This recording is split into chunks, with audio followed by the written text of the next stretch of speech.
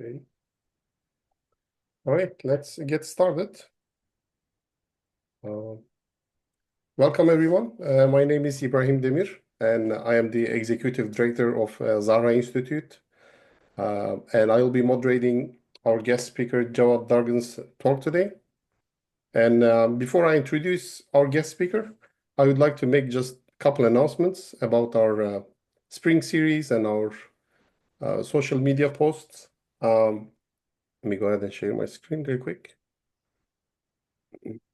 So after Cevat's talk, next talk will be by Ozan Aksoy. He's a professor in music at Berkeley College of Music, and he will be presenting on music in the lives of Alevi Kurds. We thought it would be a good extension of today's talk on Alevis and Dersim people, so it's a good transition. So we would like to see you there as well. Go ahead and stop share. And you can also, if you want to stay informed of our programs, our activities, you can subscribe to our newsletter, which I will be dropping the link here as well, just in a second.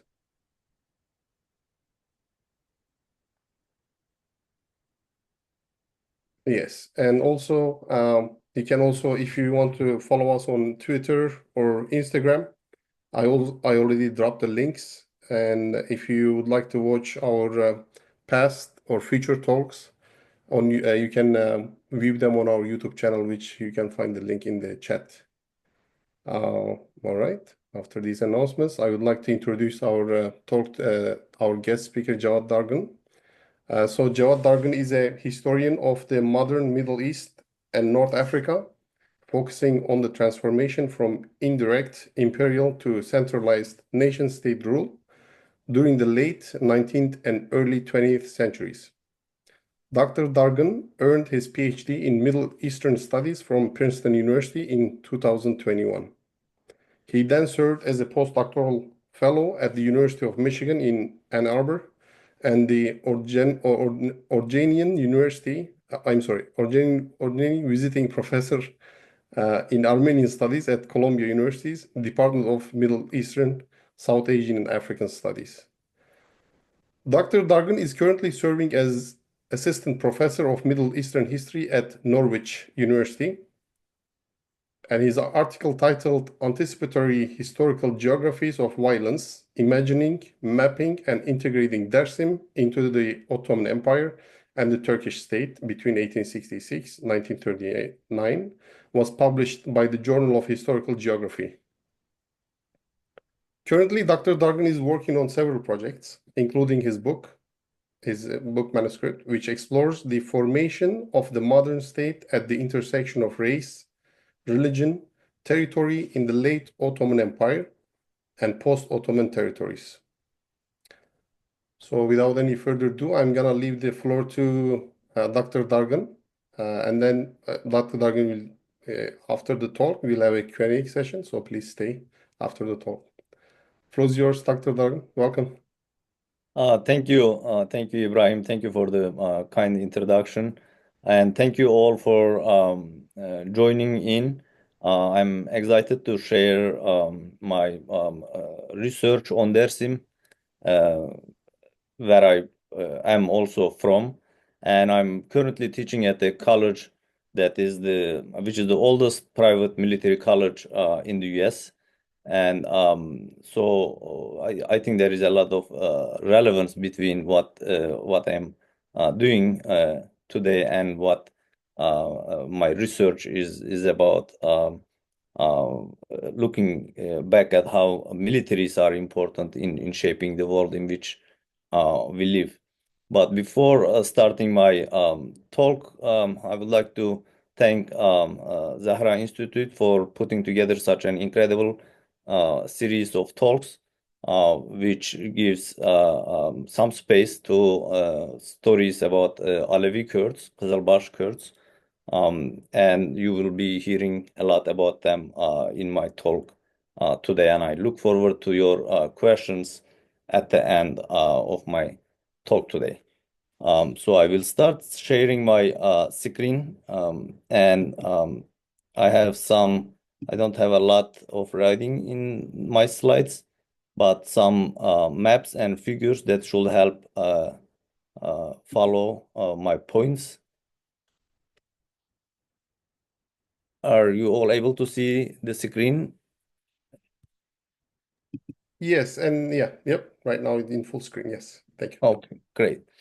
So as you see on the current screen, my talk today is titled "The Black Box of the Republic," Dersim 38, and the making of the modern Turkish state. There are two key occasions that symbolize two conflicting narratives about the history of Dersim. The first is the departing words and behaviors of Said Rıza, a tribal and spiritual leader from the region whom the Turkish authorities executed in 1937 for his alleged leadership of a rebellion against the state. İhsan Sabri Çağlayangil, a prominent state official and politician who was sent there to organize the executions, witnessed Said Rıza's final moments. I quote, Said Rıza turned to me and asked, "Did you come from Ankara to hang me?" We exchanged glances. He flashed a smile at me. It was cold and there was nobody around. However, Said Rıza addressed the silence and emptiness as if the square were full of people. "We are the sons of Kerbela. We are blameless. It's a shame. It's cruel. It's murder," he said. I had goosebumps. This old man walked to the gallows, pushed the executioner, strung the rope around his neck, kicked the chair, and executed himself. Turkish authorities burned Rıza's body and buried the ashes at an unknown place. Said Rıza clearly did not believe that he had anything wrong. He did anything wrong to deserve such a punishment. The state elite who made the decisions to hang Rıza and to violently transform his hometown of Dersim tried to eradicate all the traces to give the impression that such a man never lived and such a place never existed. Officially renamed Tunceli in 1935, Dersim disappeared from the map both symbolically and literally. Growing up in a village in Dersim during yet another cycle of violence, the civil conflict of the 1990s between the Kurdish insurgents and the Turkish state, I was familiar with the stories of violence and survival. But it was a recent public debate in Turkey, which represents the second occasion mentioned above, that put me on a path to explore the complexities of Dersim's history and its significance for the wider region. On November 10, 2009, some 70 years after it was wiped out from the map, in his speech commemorating the 81st anniversary of Mustafa Kemal Atatürk's death, Onur Ömen, a senior parliament member of the main opposition Republican People's Party, also known as Atatürk's party, criticized the Kurdish opening policy of the government and remarked that demanding dialogue with the representatives of the Kurdish political movement on the anniversary of Atatürk's death was unfortunate. He presented Atatürk policies in Dersim in 1937-38 as the right method to deal with the Kurds. His comments sparked more than a decade long of public debate about the Dersim events and the production of hundreds of publications, seminars, and televised discussions. Considering the widespread myths and mysteries surrounding these debates, one commentator described Dersim as, I quote, "the black box of the Republic," Cumhuriyet'in kara kutusu, underlining the unknowns about Dersim and their significance for a better understanding of the country's past. So, what happened in Dersim? According to the official narrative and the existing historiography, the Kızılbaş Kurds of Dersim rebelled against the government under the leadership of Said Rıza in the spring of 1937, and the state successfully suppressed the rebellion, causing certain tragedies in the process. This narrative has also been appropriated by many Kurdish intellectuals and activists who frequently list Dersim as one among many other Kurdish rebellions. I started my dissertation research to identify the reasons behind this rebellion and examine the ways it was suppressed. as it happens in many research narratives, what I found was not what I was looking for. My examination of the so-called Dersim rebellion through a large collection of archival sources, other primary material, and oral history sources across 5 countries and several languages shows that what is known as the Dersim rebellion is a myth that was produced by the Turkish state elites and consumed by Kurdish intellectuals, albeit for different reasons. For the Turkish state elite, rebellion legitimizes the suppression of the Kurds and the colonization of Kurdistan. For the Kurdish intellectuals, on the other hand, rebellion is a powerful myth of nation building. Instead, my work demonstrates that the violent military operations in Dersim in the late 1930s represents the regional peak of a global process of modern state formation that required a centralized administrative system, the state, a homogeneous population, the nation, and a territory with fixed boundaries, the homeland. The modern state elites viewed people, places, and governing mechanisms that did not easily fit into such rigid categories as a question to be resolved or a barrier to be eliminated in order for them to achieve what Ernst Gellner says, congruity between the political and the cultural unit. My research revolves around the following question. How did the diverse demographic and cultural landscapes of the pre-modern Middle East transform into geographies marked by conflict, violence, and resistance in the modern era? To answer this question, I examined the late 19th and early 20th century developments in Dersim region in Eastern Anatolia within the broader regional and global contexts. Challenging existing historiography and the official narrative, which portray the mass state violence in Dersim as a response to an alleged Kurdish nationalist rebellion, my research demonstrates that Dersim 38, a phrase that evokes tragic memories of genocidal operations in the region in the late 1930s, represents the culmination of a globally connected process of racial governance and state formation at the intersection of race, religion, and territory. Before going into the details of this process, I would like to share some details about this map, which offers essential context for my research. I uncovered this invaluable late 19th century Russian military map titled The Distribution of the Kurds, printed by the Russian Empire's Caucasian Army headquarters in Tbilisi in 1896. The dark green area in the upper left corner represents Dersim, predominantly inhabited by Alevi Kurds, historically known as the Qizilbash, literally Red Hat, a Shia-affiliated ethno-religious community deeply embedded in the flora and landscape of Dersim. The rest of the green areas represent Sunni Kurds spread across Russian, Ottoman, and Persian borderlands, showing how the Kurds inhabited a liminal space among these competing empires before they will be divided even further among multiple nation states. The dark brown dots are Armenians, the light brown lines represent Assyrians, and the black circles refer to the Yazidis, attesting to the ethnic and religious diversity of the region. During the late 19th and early 20th centuries, the Russian frontier in the Caucasus expanded southward into eastern Anatolia with the ultimate goal of reaching the hot waters of the Mediterranean. The British colonial administration in Mesopotamia, today's Iraq, advanced from the east to prevent Russian expansion as part of a strategy known as the Great Game.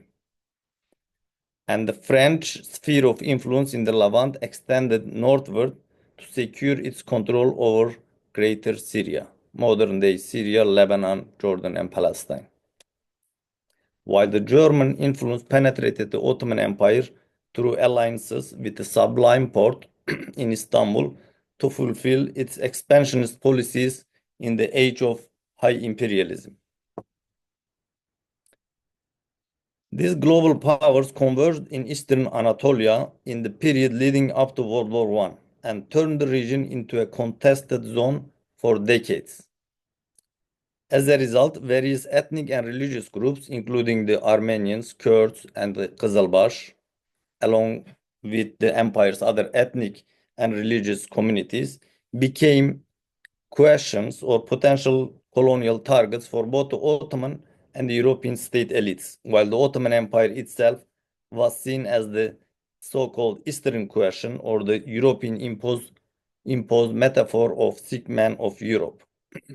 The Sykes-Picot Agreement, as shown in this map, exemplifies how European powers sought to partition the region, further exacerbating the uncertainty and geopolitical fragmentation faced by these communities. As the empire weakened and the external pressure from colonialism and internal demands of nationalism, its diverse ethnic and religious groups grew increasingly restive, bewildered, and uncertain about their futures.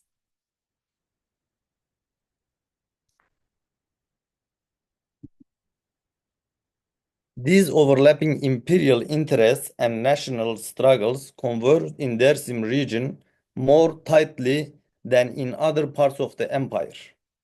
This was because Dersim's rich and diverse natural environment, surrounded by formidable mountains and unpassable tributaries of the Euphrates River, made survival in isolation possible and state evasion easier, making it an ideal location for people who sought refuge from the state.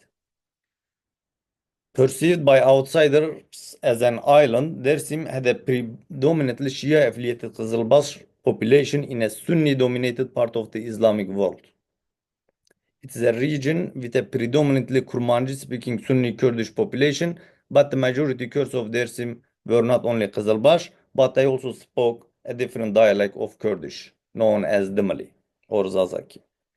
Dersimis had a reputation of ungovernability, yet they had relatively more peaceful relations with their Christian Armenian neighbors, another non-Sunni minority in the region.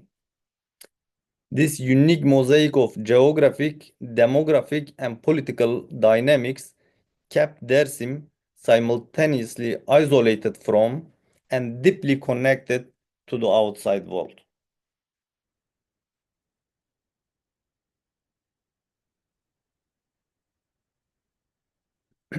As a result of these intersecting dynamics, Dersim from the mid-19th century onward became a domain where the Kurdish, Alevi, and Armenian questions merged and clashed with the centralization and homogenization efforts of the late Ottoman imperial and the Turkish Republican states. Subsumed under the banner of the Eastern question in the literature, these interwoven questions placed foundational limits on centralization and homogenization policies of both the Ottoman Empire and the Turkish state in terms of race, religion, and territory, and turned Dersim into a battlefield for state making and state evasion.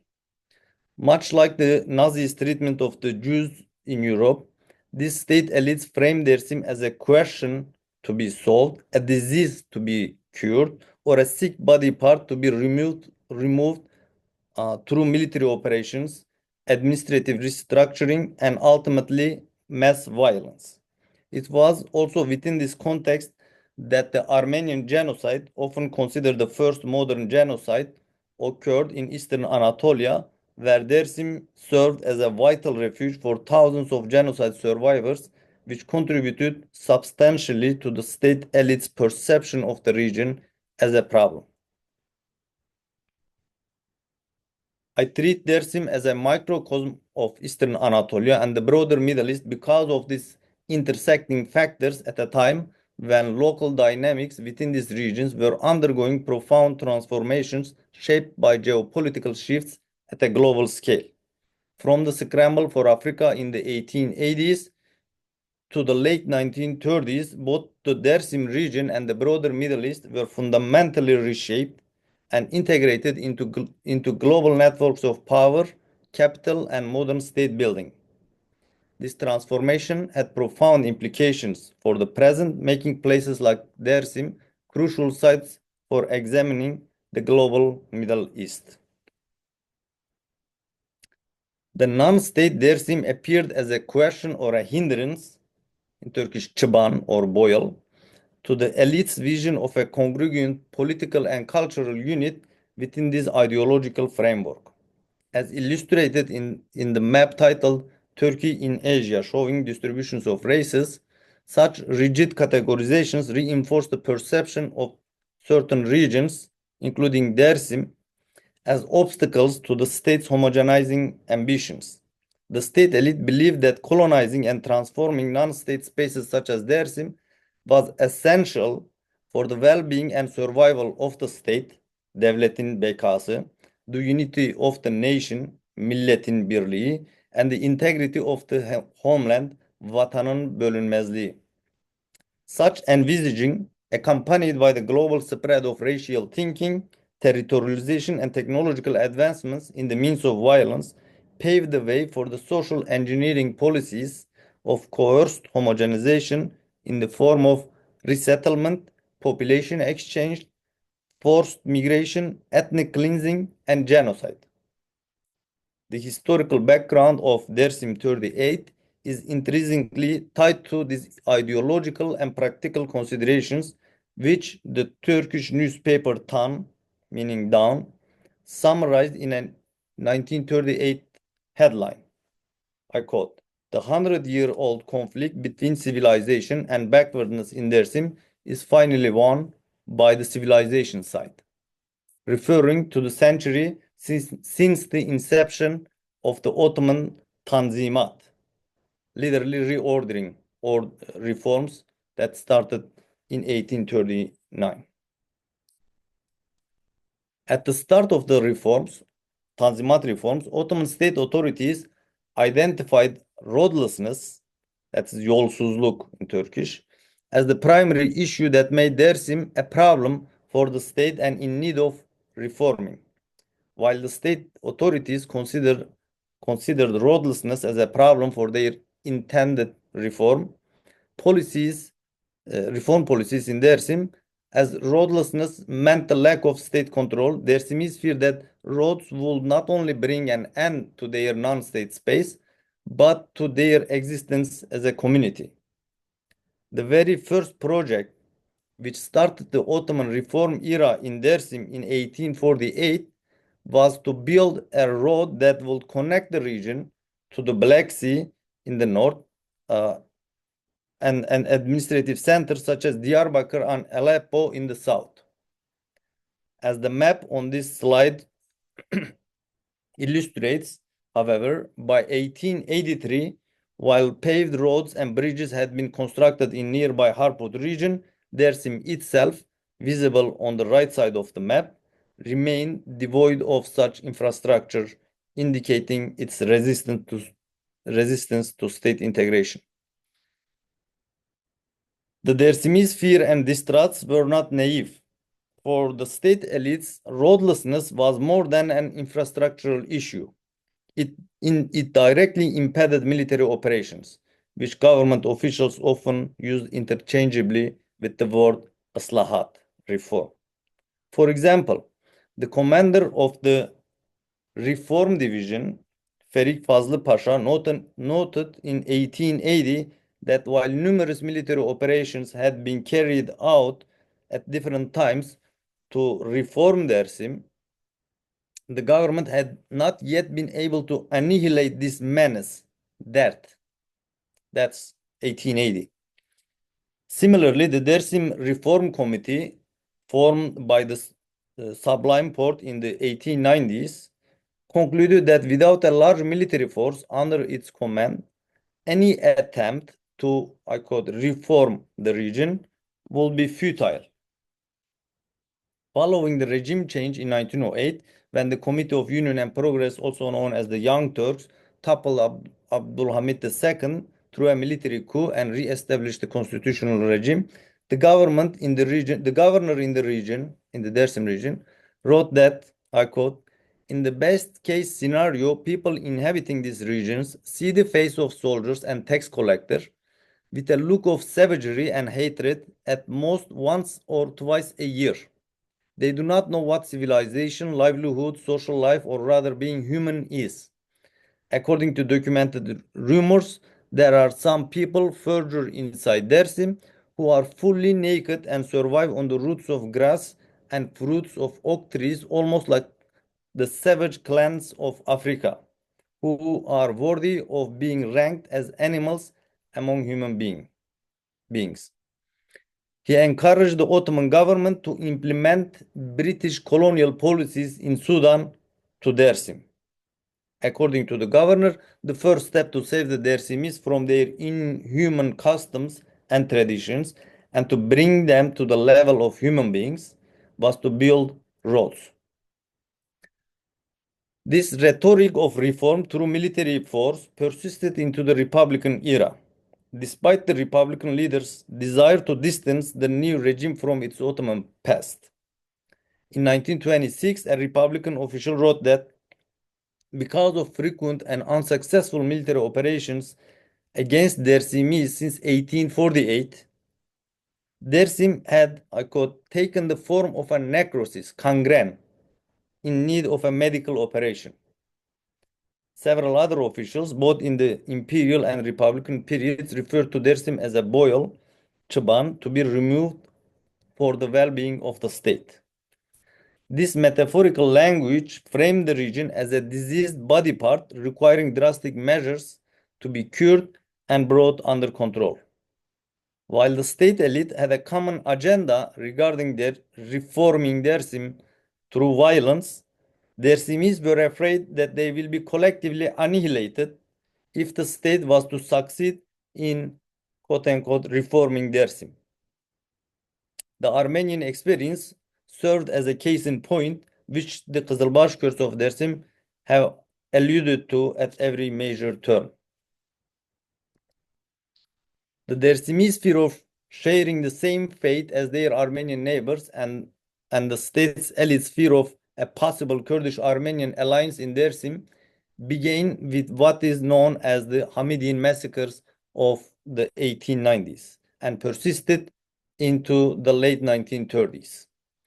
Zeki Pasha, commander of both the Fourth Army and the irregular Hamidiya light cavalries, warned in 1908 and 1905 that Dersim had become, I quote, a sanctuary for Armenian agitators and a potential center for Armenian Kurdish alliance.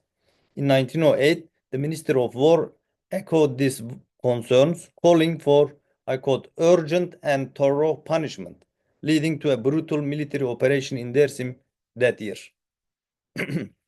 There were earlier cases where government authorities also mentioned potential alliances between Armenians and Kurds in Dersim.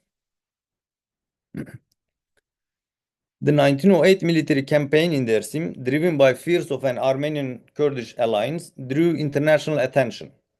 The American consul in the nearby province of Harput received an appeal from the Dersimis comparing their plight to that of Armenians during the Hamidian massacres and seeking foreign intervention.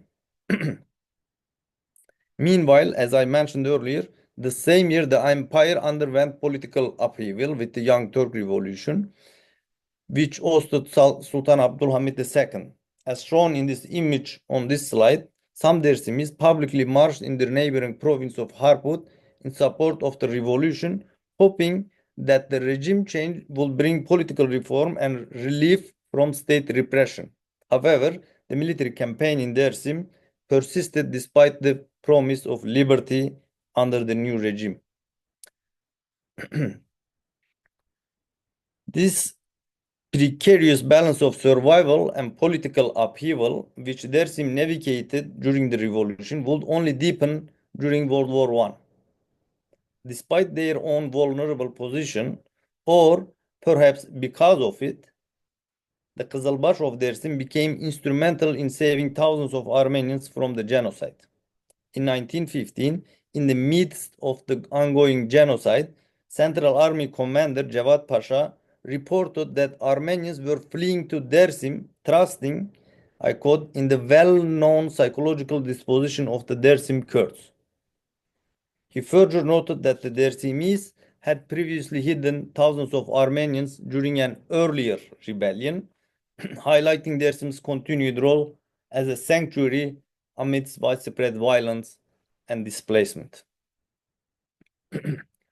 Vazken Andreasyan, an Armenian smuggled to safety by the Kızılbaş Kurds of Dersim in 1916, described Dersim as an oasis of humanity within the vast territories of the damned empire, highlighting the refuge it provided to Armenians fleeing persecution.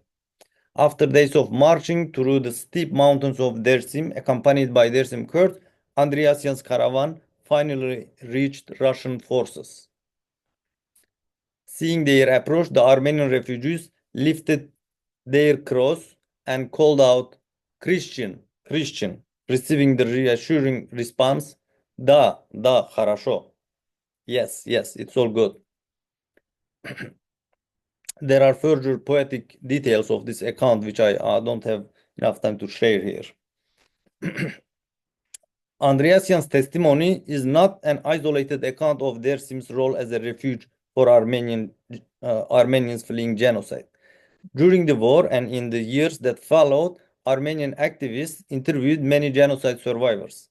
These survivors shared harrowing details of their journeys across Dersim into Russian-held territories further north. Each story is unique, but that of Aurora Mardiganyan stands out as her account became the symbol of Armenian genocide worldwide. In her words, I quote, "It was the Dersim Kurds to whom I owe my life."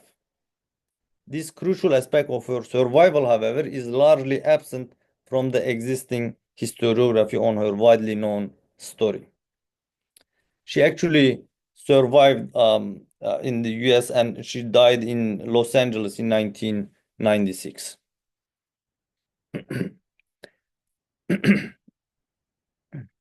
Dersim, once a place of refuge and resistance during the Armenian genocide, continued to loom large in the minds of the Turkish state elites.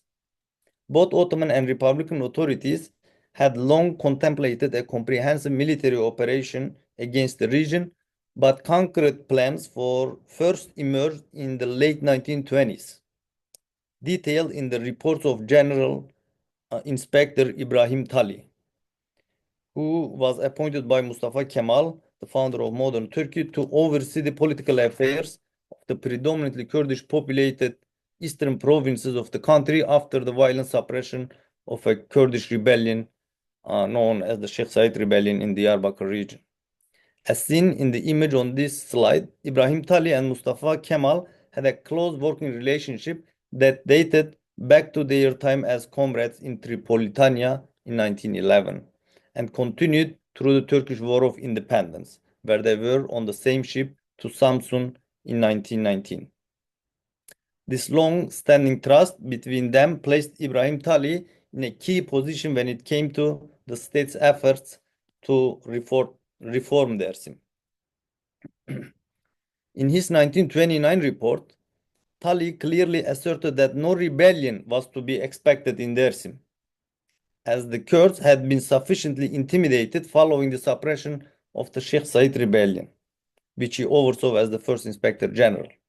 Nevertheless, he continued, and I quote, "Reforming Dersim was essential, and this could only be achieved by cutting off the entire region from the rest of the world, thereby starving its people and forcing them to surrender. This will be followed by a military expedition with a crushing military force supported by aerial bombardment and local militias." These ominous details and certain phrases in Tali's report, such as the mention of roads being built specifically for military purposes, indicate that the Turkish state had already begun planning its operation in the late 1920s. In early 1930s, comprehensive preparations about Dersim were well underway. The biggest sign of preparations is a secret book. I call it secret because it says secret on the book. that was compiled by Turkish generals. In the book, they studied all the major reports about Dersim and the details of the military operations against the region from 1877-78 Russo-Turkish War onwards. They then added their own assessments to the Dersim question and then published 100 copies of it and distributed it among top government officials to prepare them for the government's Dersim plans.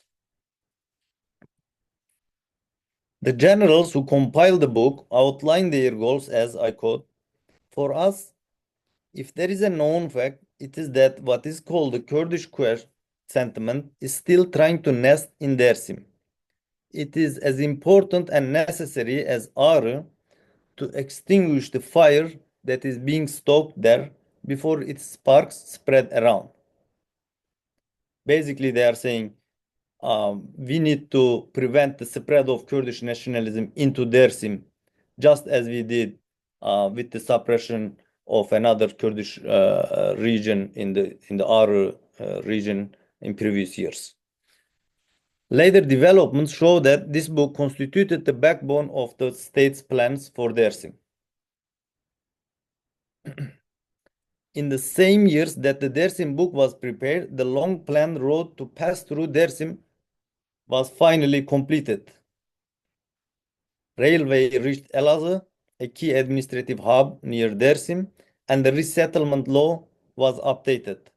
All crucial developments for the planned operations. As the map on this slide illustrates, the establishment of general inspectorships, umumi müfettişlikler, effectively divided and governed Kurdish majority areas under a special administrative framework, resembling a colonial system designed to exert tighter control over these regions. According to Turkish intelligence reports from the region, Dersimis, fully aware of the government's intentions, began settling internal disputes in an effort to deny the state a pretext of intervention.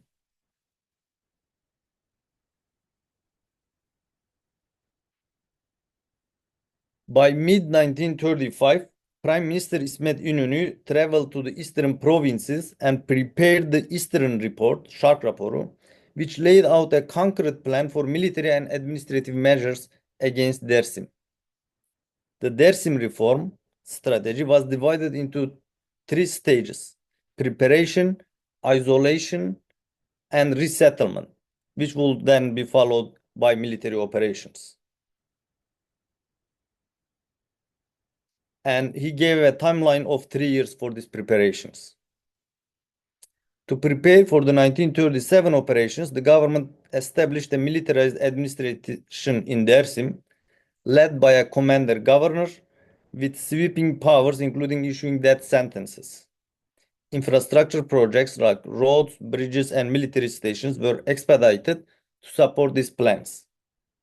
İnönü's report emphasized that this preparation must be completed by the spring of 1937, marking the start of a large-scale military operations, I quote, to give the region its final shape.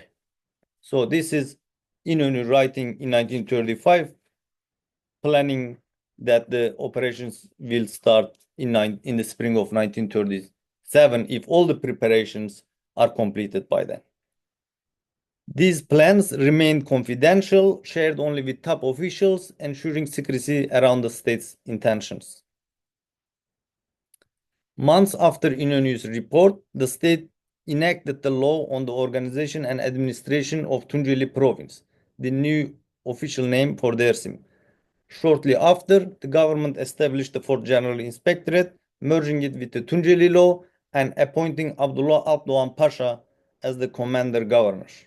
Abdoğan, reporting from the region, noted that the people of Dersim feared the new law would lead to disarmament, followed by mass slaughter, akin to what had happened to the Armenians. This and other reports demonstrate that the fear of collective annihilation was not only prevalent among the Dersimis, but also acknowledged by the authorities responsible for making and implementing the decisions of such annihilation.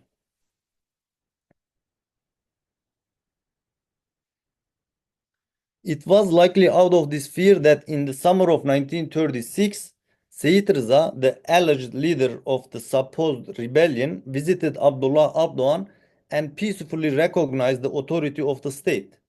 Abdoğan, who held extensive powers under the Tunceli law, including death penalty, informed top government officials, including Mustafa Kemal, about this development and allowed Rıza to return to his village deep in Dersim.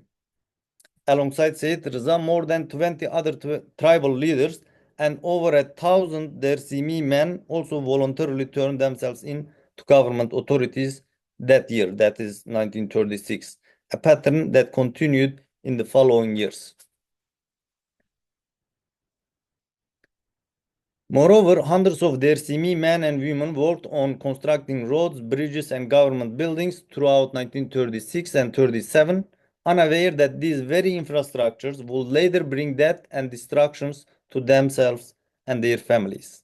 The people of Dersim likely believed that if they proactively surrendered to the government and participated in the construction of roads, bridges, and barracks, it might prevent the government from carrying out its premeditated plans for a military operation.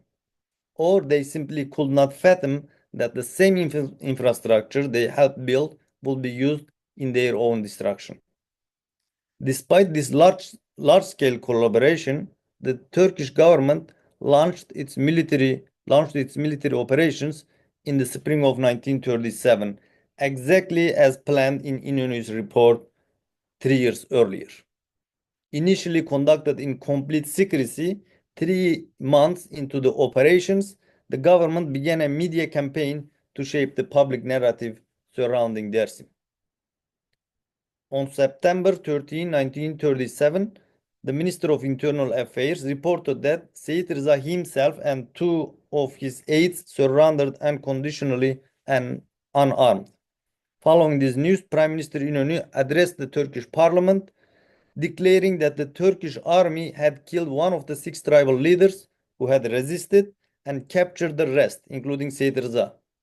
İnönü proudly stated that Turkish soldiers had strolled through all the previously inaccessible alleys of Dersim as if they were the streets of Ankara, signifying that Dersim had been fully brought under the state control. He further declared that all the obstacles to the Republic's reform policies had been eliminated, and the government was swiftly proceeding with its agenda. This is 1937. Now, despite İnönü's 1937 declaration that all barriers to the Republic's reform policies had been eliminated, the Turkish army intensified its operations in Dersim in 1938.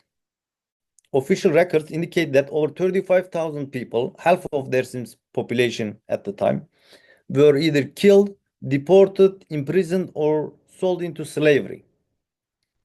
Government forces, and these are important details, government forces collected 6,117 weapons from Dersim, and significantly, while 83% of the weapons were collected in 1936 and 37, 98% of the killings took place later in 1938 and 39.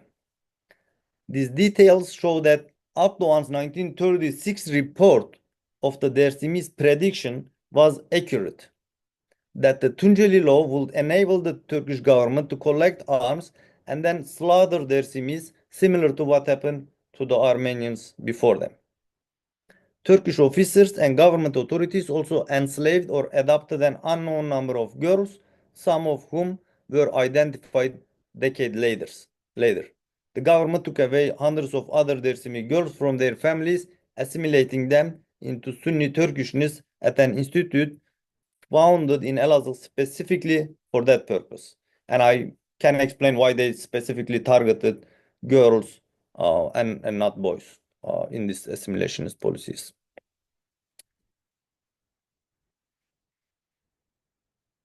İhsan Sabri Çağlayangil, who under the direction of Mustafa Kemal oversaw the executions of tribal leaders in 1937, reflected on the Dersim operations with the following words.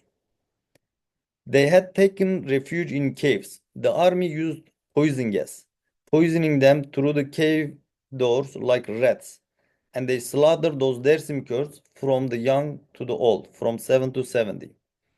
It was a bloody operation, and the Dersim issue was resolved. The government authority entered the village, and Dersim was finally subdued. Even though the 1938 operations were far more extensive, neither Turkish nor foreign media reported them. The British newspaper Daily Herald had aptly described the Dersim operations as, I quote, the most secret war in the world. Just as European elites abandoned the term Eastern question following the dissolution of the Ottoman Empire during the Great War, Turkish state elites also stopped using the terms reform, ıslahat, and Dersim question, Dersim meselesi after 1938. This shift in language indicates that the state had achieved its aim of reforming Dersim in its view.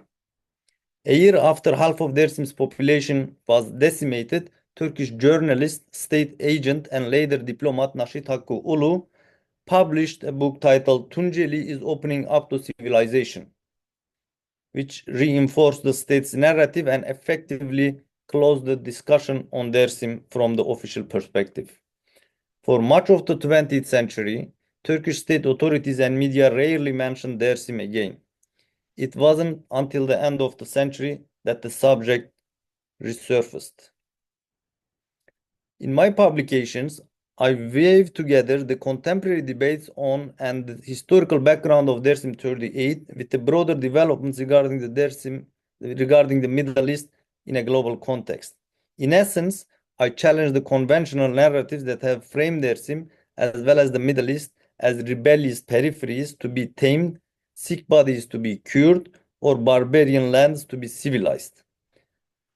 They demonstrate how Dersim was not merely an isolated case of insubordination crushed by state power, but a site where global currents of empire, colonialism, and racial thinking converged. The roads, laws, and military campaigns that transformed Dersim were not just local policies, but manifestations of a broader world order that sought to engineer society, territory, and identity. By tracing these interconnected processes, my work contributes to a nuanced understanding of the Middle East as a globally connected region, despite widespread assumptions that it is a region of inherent fragmentation, historical isolation, or exceptionalism. By examining the interplay of imperial policies, local agency, and global forces, my work challenges these assumptions and reveals the Middle East as a dynamic and integral component of modern world history. Ultimately, the study of Dersim is not only about the past, but also about the present, shedding light on the long shadows of violence, memory, and resistance that continue to shape the Middle East and the world today. Thank you so much for your time.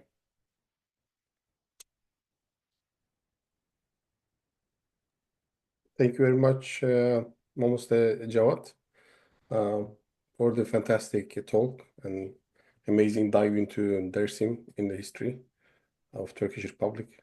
So we'll take this time for question and answers for about 15 to 20 minutes. So you can drop your question in the chat or feel free to take the mic and raise your hand. I see Momo already raised her hand. Go ahead, Momo. You can ask your question. I don't know how to put this. Okay, all right. So thank you so much for organizing this great series of talk. And Cevat, thank you so much. This was a fantastic presentation, very timely, very important. So I really like how you analyze the Dersim case in a continuum from the late Ottoman through the early Republican period. And because oftentimes that continuity is assessed in a very shallow way, if you ask me, but showing the similarities in terms of tools and ideologies was quite impressive. So I have really brief 3 questions, or rather clarifications. The first one is about, I could clearly understand like what the state was trying to do with Dersim from your analysis, but if you could please speak to a little bit more about the question of what the power configurations within Dersim look like in the late Ottoman period specifically, because that's what I'm interested in, and how it changed during the early Republican era.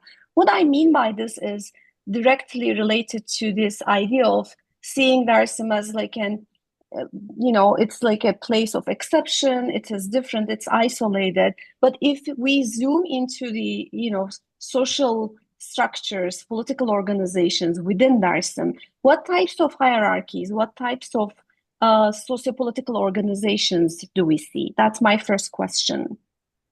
And so the second one is related to the question of the Zaza identity. This is a much more recent debate, but there are also more and more scholars focusing on like these differences between Zaza versus Kurmanj identity. So I'm wondering, in the late Ottoman, early Republican period, as they were framing Dersim as a place of problem or like a disease, did the state agents pay attention to these differences, Zaza identity, or did it even make a difference in terms of shaping their policies and strategies? And I have another question about the conceptualization of genocide, which is also becoming more and more common. Can you please elaborate on the use of how we use the concept of genocide to talk about Dersim?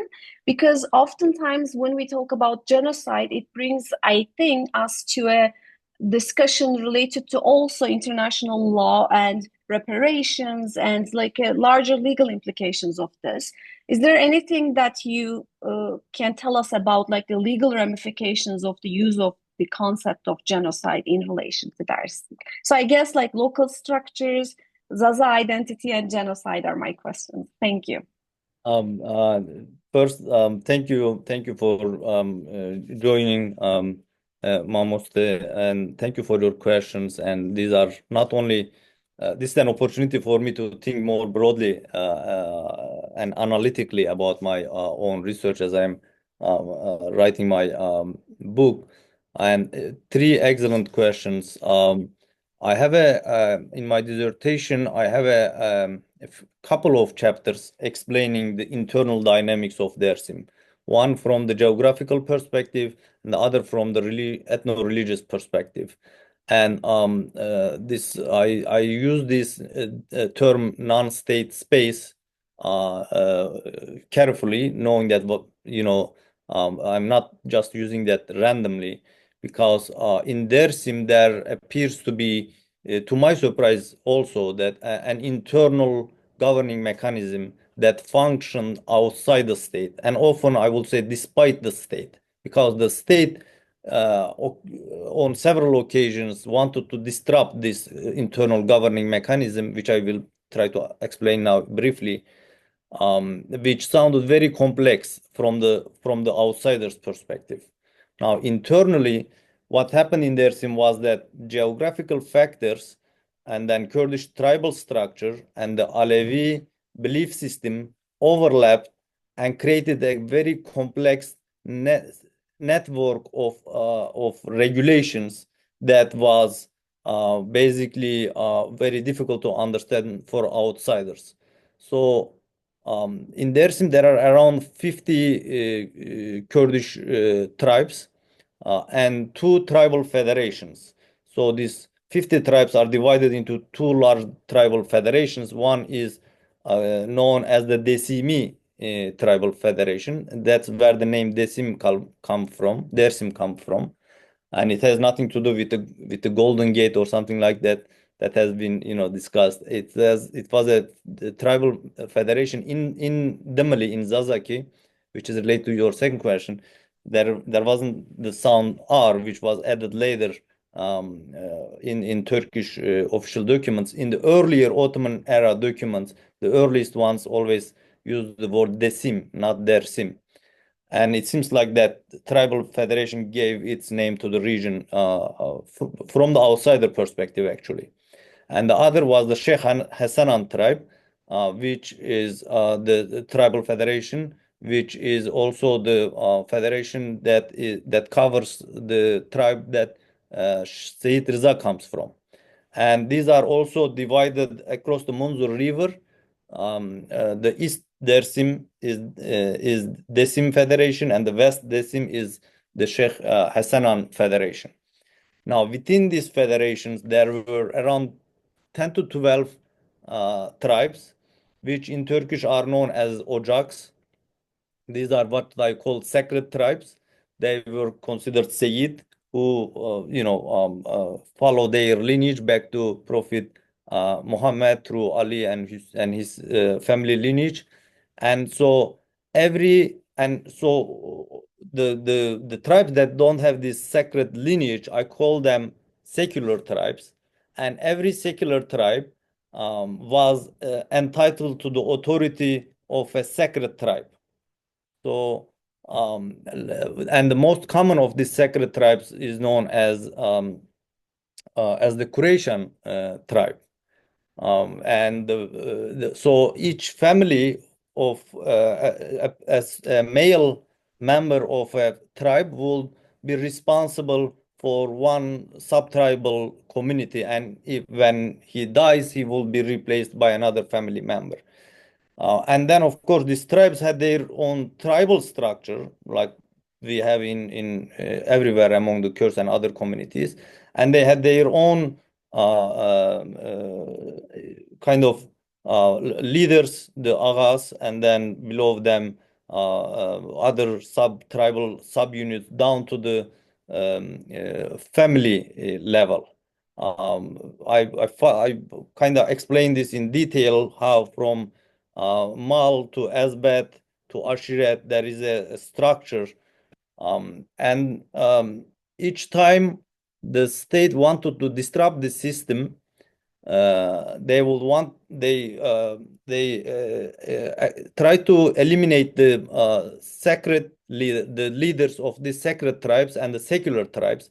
But each time they did that, new members replaced these leaders, and the state elites were really were confused what's going on. In other parts of the empire, you remove the sheikh, and then it becomes easy to disrupt the social fabric. But in Dersim, they will, and some even complain that, they said even a daughter of a tribal family could end up become the leader of the tribe. So it's impossible to deal with them. And so the members of the sacred tribes will be mobile. They will always follow where their talibs goes, their followers go. And in the summer, they will just visit all of them. And then, in the winter, they will visit them. In the summer, everyone is living a semi-nomadic life, moving into the more inaccessible areas. And there were no physical structures of this religious belief, like mosque or other structures that the state could target. And that made the state's job even more difficult. And there are further details of how this system worked, but I would like to move on to your other two questions. One is the Zaza identity. Something that I really learned in my research, that until the early Republican period, the state elites never used the term Zaza in referring to the people of Dersim. They always use either Kızılbaş or Kızılbaş Kurds. Never used the term Zaza. In the earliest occasion that I saw it is in 1908, a commander who was involved in the military operations in Dersim, he said there is this argument that these people come from Khorasan, and they are called Zaza, but these are all new to the people in this region.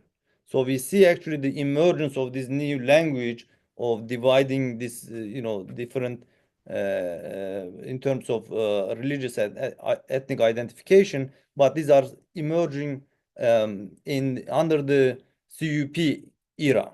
There is nothing, and if you go to Dersim even today, almost every single person believe that they come from Khorasan, which is of course not accurate.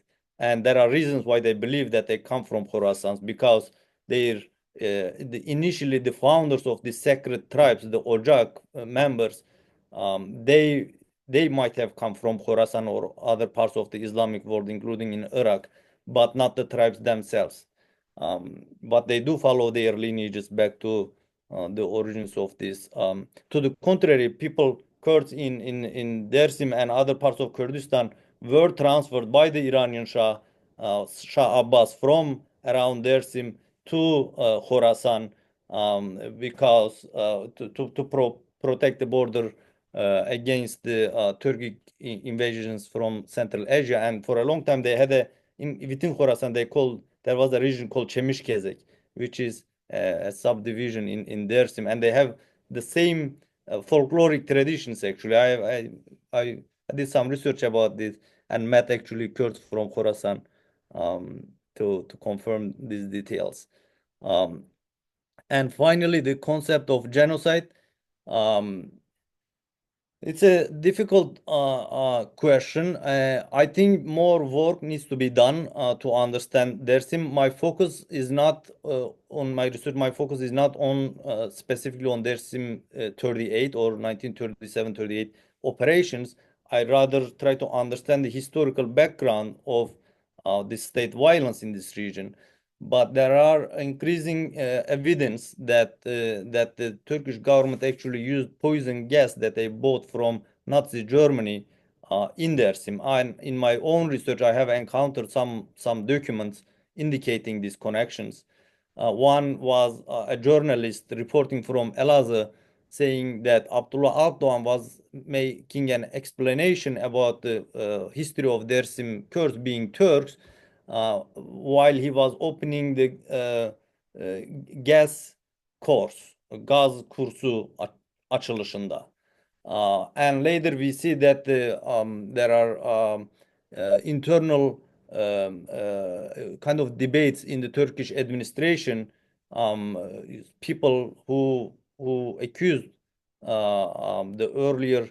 actually Marshal Fevzi Çakmak for allowing this kind of things to happen. And of course, İhsan Sabri Çağlayangil, whom I quoted, explicitly says that the state used gas to poison Dersim Kurds who sought refuge in the caves.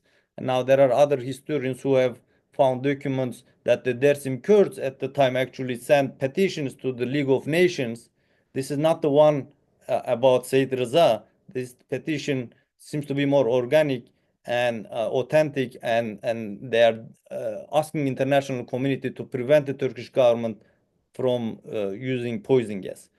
And I just found out that Ali Çetinkaya, who was on the same train with Atatürk to visit Dersim, he visited Germany a year earlier, and he was the first Turkish minister to meet Adolf Hitler.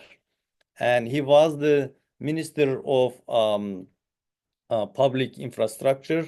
And we know also that many of the bridges that were built in Dersim in the late 1930s were engineered by German engineers at the time when Nazism was at its height.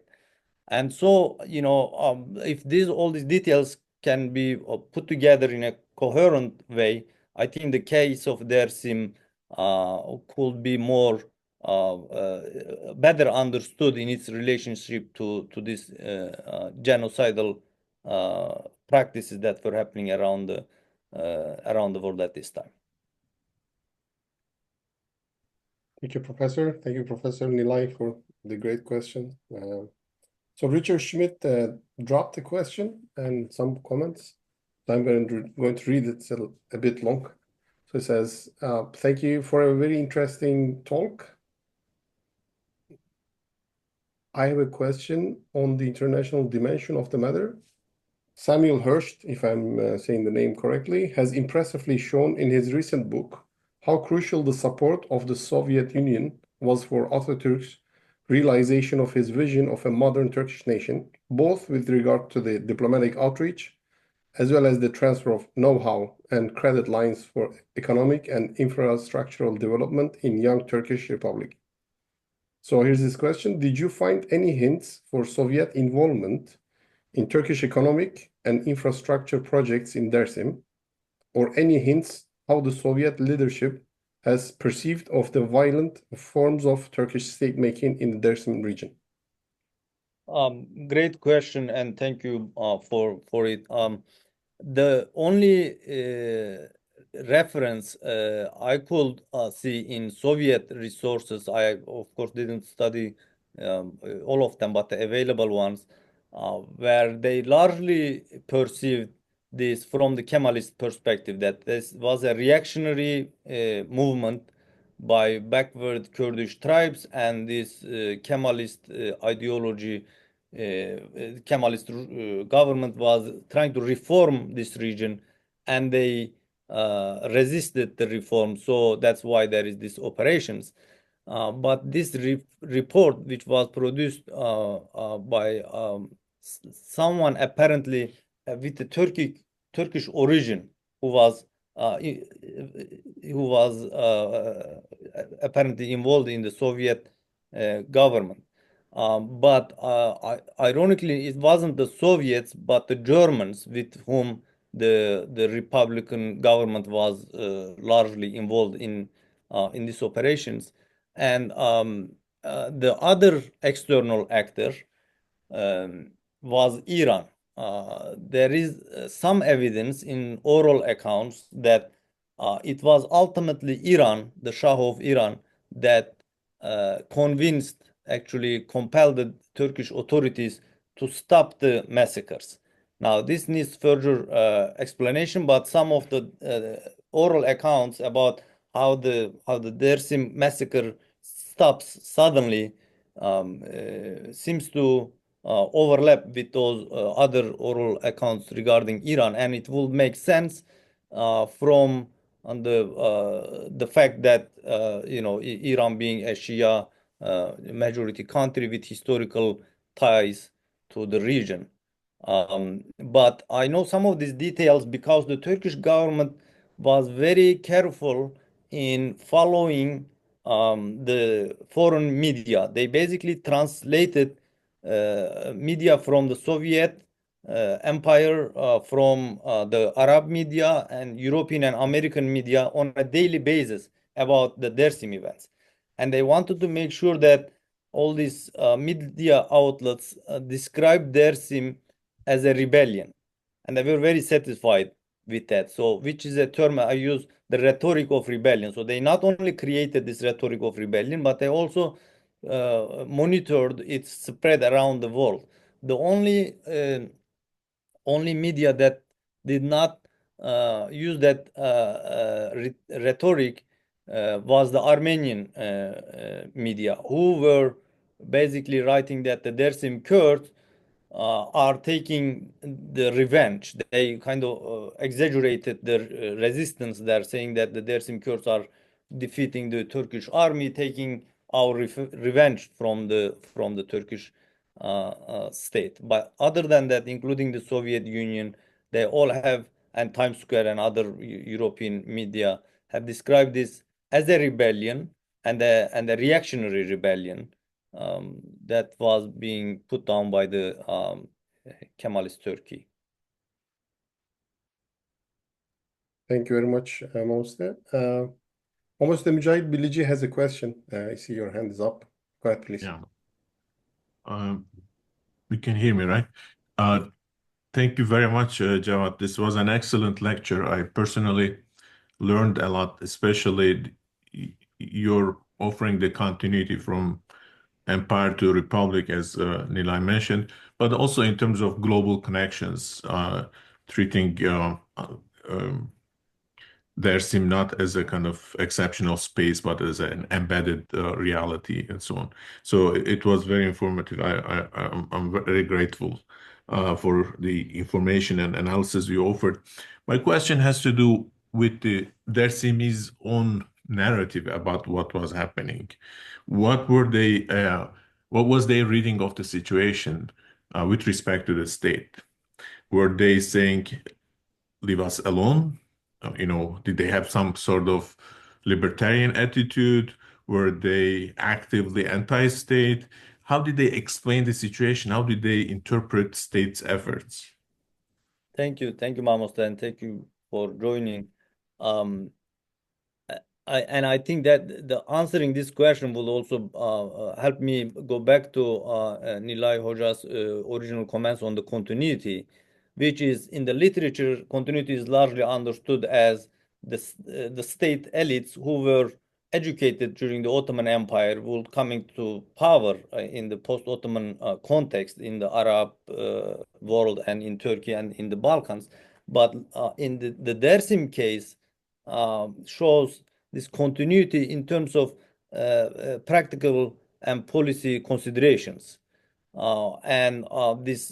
But I also look at the other side of the continuity, which is how did the local people see this transition from the Abdul Hamid to the Young Turks and from Young Turks to the Kemalist regime. And the continuity that I was able to found from that perspective is a sense of fear that was very prevalent under the Hamidian regime, becomes more urgent under the Young Turks regime, and increasingly more vocal under the Republican regime in the 1930s. Just as the state's level of scrutiny over Dersim increases across these three regimes, Dersimi's fear of a collective annihilation also increases. Now, this has two reasons. One is the long history of Qızılbaş persecution under the Ottoman Empire. So Dersim, by this time, ends up becoming the only Qızılbaş majority region in Anatolia, whereas in earlier times, Qızılbaşism was much more widespread. Many of them will either convert, migrate to Iran, or just present themselves as Yüztakiye basically. But Dersim region remains the only region where this Qızılbaş identity is the majority, and they were very aware of their position because they had strong oral traditions and they knew this history. And by the late 19th century, with the centralization efforts on the one hand, and with the Christian missionary activities focusing around this region on the other because of the Armenian population, the Ottoman administration basically reinvented this Qızılbaş question in the Hamidian era, so by 1908, one of the most interesting documents I was able to identify was a letter that the tribal leaders from Dersim sent to the American consul in Harput, telling the consul that their situation is now very similar to the Armenian situation during the Hamidian massacres, and they are basically asking American government to intervene. But that goes to nowhere. So it shows that they were very aware of the dangers that they were facing. Later in 1921, when Koçgiri massacre happens in Western Dersim, they again comes up with this statement that we are afraid of being collectively annihilated. So this is a self-defense and not a rebellion. And then in 1936, very clearly, Abdullah Abdoğan Pasha, who is sent to the region to organize and implement this Dersim politics, in his very first report from the region, he clearly says that he travels around Dersim. He talks to the local people. There are pictures of him as well, and talks to local administrators. And he says that Dersimis, this is the first thing he writes, Dersimis are afraid that with this Tunceli law, which was enacted a year earlier, the government is going to collect the weapons and then march all the Dersimis to deserts and massacre them just as the state did to the Armenians. So this person who is responsible of carrying out the operations a year later already reported this, and one can say, well, he was aware, but the government authorities didn't. But we also have documents, archival documents, that he reported all of this to Mustafa Kemal, to Fevzi Çakmak, and also Şükrü Kaya, and so on. So everyone at the top of the administration was informed on a daily basis. So basically, the locals were there. There was no Kurdish nationalism in Dersim except for one person maybe, but the state increasingly saw Dersim from the perspective of a Kurdish threat, especially in the Republican period. They didn't even have a problem with their being Alevi anymore in the Republican period. As we know, the Alevi identity will be relatively more welcome, based on the arguments that this is original Turkish culture, etc. But the Kurdish identity, and Dersim in that period was very central to the state's understanding of the Kurdish question. There is no debate, no doubt about that. They consider it to be a place where that was outside of the state control. So they were very worried that if the Dersimi Kurds are influenced by Kurdish nationalism, by the idea of nationalism, then it will be very difficult to control the Kurds at large. And you could see this in İsmet İnönü's report when he visits the region. He says these Kurds in Erzincan, Turks in Erzincan are being Kurdified by Dersim Kurds. And if Erzincan becomes a Kurdish region, I am afraid of the establishment of the Great Kurdistan. So they were very clear about that. Thank you, Momuster. Thank you. Thank you, Momuster Mücahit, for the question. Ahmet Tekin has a question. Go ahead, Ahmet Tekin. Thank you, Ibrahim. Thank you, Mamusta Cevat, for the great speech. I am recovering from a cold. Sorry about my voice. So coming to current politics, what do you think about even Dersim was one of the biggest victims of Kemalist regime?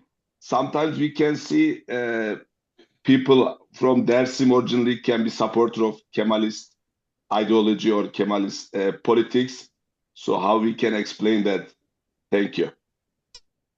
Thank you for the question. Yeah, that's a popular question actually, which for me it's not surprising. Daily politics could be a bit complicated.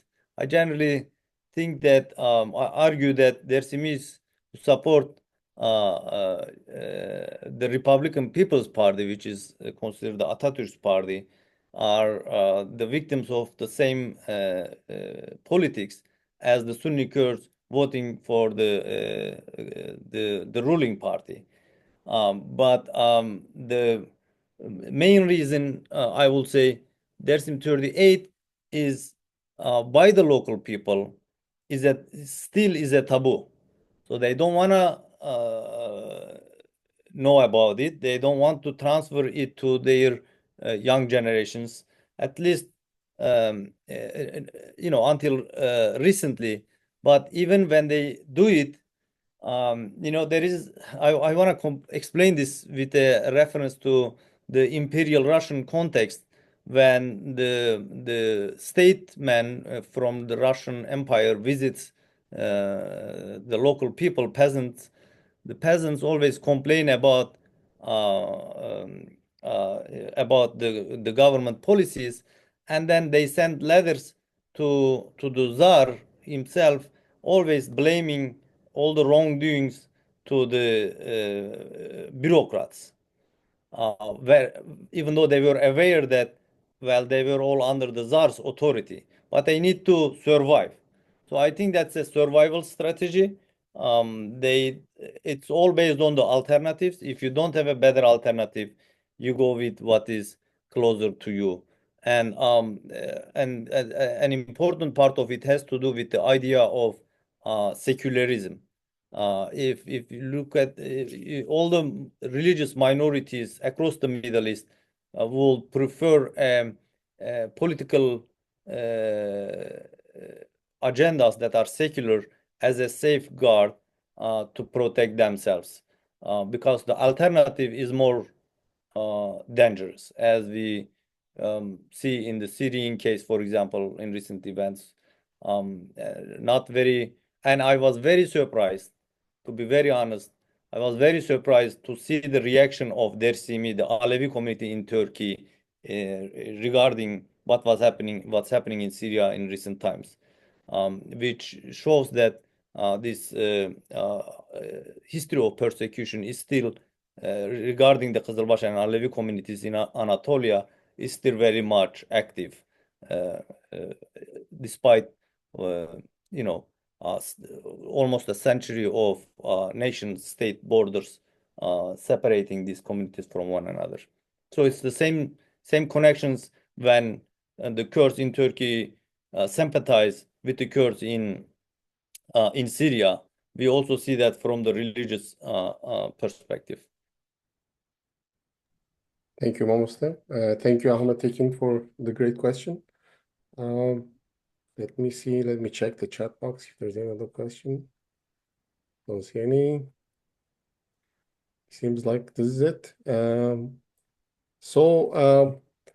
you very much, Mamuste. I answered all the questions. Yeah, Professor Cevat Dargın, thank you so much for the great talk. And for the audience, thank you so much for joining today. If you are in Chicago on Saturday, we have our annual lecture. Professor Jonathan Phillips from London will be presenting on Sultan Saladin. It will be at Loyola University Crown Center at 2:30 p.m. So I look forward to seeing you there if you are joining. And on April 16, we will have the talk by Ozan Aksoy. Sorry. We'll be presenting on music in the lives of Alevi Kurds. That will be on April 16, Wednesday. So we hope to see you there as well. We will get the flyer, and also you can join on our website. Thank you all for joining. Have a have a great rest of your day. I hope to see you next time. Thank you. Thank Bye-bye. Have a good day. Bye-bye. It was nice seeing you all. Thank you, Cevat. Good to see you.